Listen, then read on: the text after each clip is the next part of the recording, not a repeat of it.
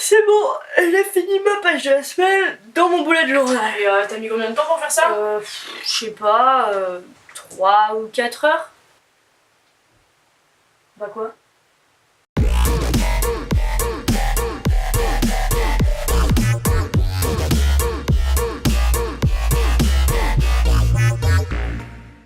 Et oui, moi aussi j'avais un bullet journal ultra décoré, avec des trucs partout, plein de photos et même parfois des petits dessins. Et oui, je suis en pyjama. Mais il y a quelques mois, je me suis mise à plus du tout pouvoir me permettre de mettre autant de temps dans un truc comme ça. À tel point que j'ai complètement arrêté d'utiliser mon bullet journal pendant 3 ou 4 mois. Sauf que là, ça me convenait pas non plus. L'outil qu'est le bullet journal, en fait, il m'est utile pour vraiment ne pas trop procrastiner. Il me permet aussi de suivre certaines de mes avancées, comme mes lectures ou ma culture cinématographique. En fait, c'est tout simplement un truc qui regroupe toutes mes listes qui me sont utiles. Mes rendez-vous, mes trucs à faire sur le long terme, ou tout simplement les cigarettes que je n'ai pas fumées. J'ai donc voulu trouver une nouvelle façon de faire qui me serait utile mais qui me prendrait pas trop la tête. Je vous montre donc mon bullet journal pour vous prouver qu'on peut très bien y passer peu de temps si on le dessine. Mais attention, je vais pas vous montrer comment fonctionne mon bourreau. Ça, je l'ai déjà fait dans une autre vidéo qui apparaît actuellement dans la fiche. Si elle est bien de ce côté, parce qu'on ne se souvient jamais de quel côté elle est. Première chose qui a changé dans mon bullet journal, c'est que je ne mets plus de photos partout. Alors oui, c'était joli, mais je mettais quand même vachement de temps à déjà chercher les photos, à les mettre dans les bonnes dimensions, les imprimer, les coller, tout ça. Donc oui, mon bullet journal, il est moins décoré qu'avant, mais heureusement que le masking tape existe. Et le surligneur. Maintenant, je présente mes pages de semaine tout simplement en 2 colonnes, séparées soit avec du surligneur, soit avec du masking tape. C'est tout. Je fais rien de plus. En fait, avant, ça m'embêtait de laisser trop d'espace vide, et un jour, j'ai juste dit f*** that shit, j'ai arrêté de me prendre la tête et puis bingo.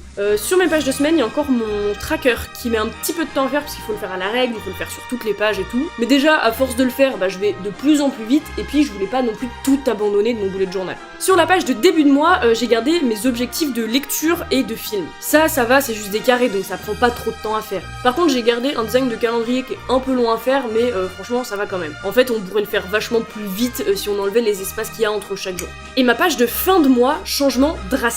Avant, je voulais la faire avec plein de trucs pour vraiment voir mon évolution au fur et à mesure des mois. Sauf que je me suis rendu compte que finalement, en fait, ça me servait à rien. Je me suis jamais dit, tiens, je vais aller voir si en janvier, j'ai lu plus de livres qu'en juillet. Donc je continue vite fait de la faire, mais sans grande conviction. Cependant, dans mon prochain bullet journal, je vais quand même garder cette page parce que j'ai trouvé des idées cool. Mais je parlerai de ça en fin de vidéo parce que pour le moment, on s'en fout, on parle de celui-là.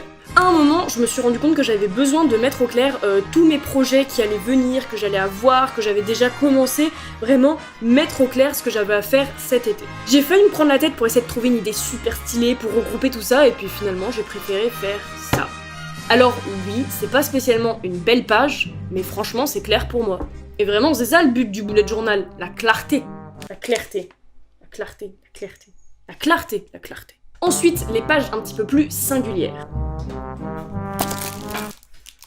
Oui, je prends mon petit déjeuner en même temps que je fais ma vidéo. Ça va. Le calendex de début de bourreau, j'en avais un, c'est super long à faire et j'utilise jamais, donc je l'ai jarté. Non, attention, je précise qu'évidemment ça dépend des gens. J'en connais pour qui le calendex est indispensable, donc chacun son truc. Je m'étais fait une page pour des idées de tatouage, donc pour ceux qui sont branchés tatou, en fait c'est un peu cool parce que déjà c'est super facile à faire, en fait y a rien à faire à part soit dessiner les idées de tatouage, écrire des trucs et puis tu peux mettre des photos et tout, donc ça par contre c'est le genre de page qui reste simple mais un petit peu cool quoi. Voilà. J'ai une page de films qu'il faut que je vois. En soi, la page elle est pas longue à faire. Ce qui est long à faire, c'est la liste des films, parce qu'il faut tous les regrouper, etc. On peut la remplir au fur et à mesure, tu vois. Tu penses à un film, tu remplis. Donc ça peut paraître long, mais c'est pas si long. Ça dépend comment tu décides de la faire. Mais cette page-là, j'en reparle dans ma prochaine vidéo de bourreau, parce que dans mon nouveau bourreau, je l'ai refaite en plus simple, et du coup, je pense que ça pourra vous être utile que je vous la présente d'une autre façon. Une page désormais pour voir où j'en suis dans les séries que je regarde, et aussi les séries que je veux commencer. Celle-là, elle est un peu plus longue, parce que j'ai dû faire plein de petites carrés là pour les saisons, et en fait, en plus simple, en vrai, j'ai l'application TV Showtime qui me permet de regrouper tout ça par épisode et tout, et en plus de partager avec les gens. Donc c'est pas forcément une page giga utile, mais je l'ai quand même refaite dans mon bullet journal d'après, donc c'est peut-être sympa quand même de voir. Alors, les pages de réseaux sociaux, j'en ai vu circuler partout pour par exemple compter le nombre d'abonnés que t'as sur Insta. Moi j'en avais fait une pour YouTube pour savoir en fait à quelle date j'avais atteint quel seuil d'abonnés. Et en fait maintenant je réalise que je m'en contrefous. Vraiment. Cette page elle sert à rien parce qu'en fait je m'en fous du nombre d'abonnés que j'ai sur YouTube. Et puis si vraiment je veux voir à quelle date j'ai atteint tel truc, il y a YouTube Analytics, ils s'occupent de ça pour nous. Enfin je veux dire, vraiment c'est ridicule cette page. Donc vraiment les pages de réseaux sociaux, si vous voulez un bullet journal simple, bah bye bye. Et puis c'est quand même bien plus sain de pas faire ce genre de page parce que franchement quand j'y pense, ce genre de tracker, bah ça fait froid dans le dos. Qu'est-ce qu'on s'en fout du nombre d'abonnés quoi? Ce qui compte c'est l'échange qu'on a avec les gens en fait. Alors par contre attention, je dis pas que c'est pas important de s'abonner aux chaînes qu'on apprécie. Il faut soutenir les créateurs en lesquels on croit si on veut qu'ils continuent de créer. Parce que même une vidéo simple comme celle-ci, ça prend du temps. Abonne-toi. Ensuite, je m'étais faite 2 pages de tracker annuel. Une pour les cigarettes, pour me rendre compte de ma consommation et du coup tendre vers l'arrêt. Et une pour la viande, parce que j'essaye d'en manger très peu. Comme vous pouvez le voir, je ne les ai jamais remplies. En fait, ça prend du temps à compter et à remplir, et franchement... je me suis rendu compte que ça me servait à rien du tout. Je veux dire, pour savoir si j'ai fumé beaucoup ou pas, je vois bien le matin quand je me lève si j'ai une voix de camionneuse ou pas. Puis pour la viande, vraiment un tracker, je veux dire, je me rends bien compte au quotidien si j'en mange ou pas de la viande, ou au pire, tu vois ça quand tu fais tes comptes.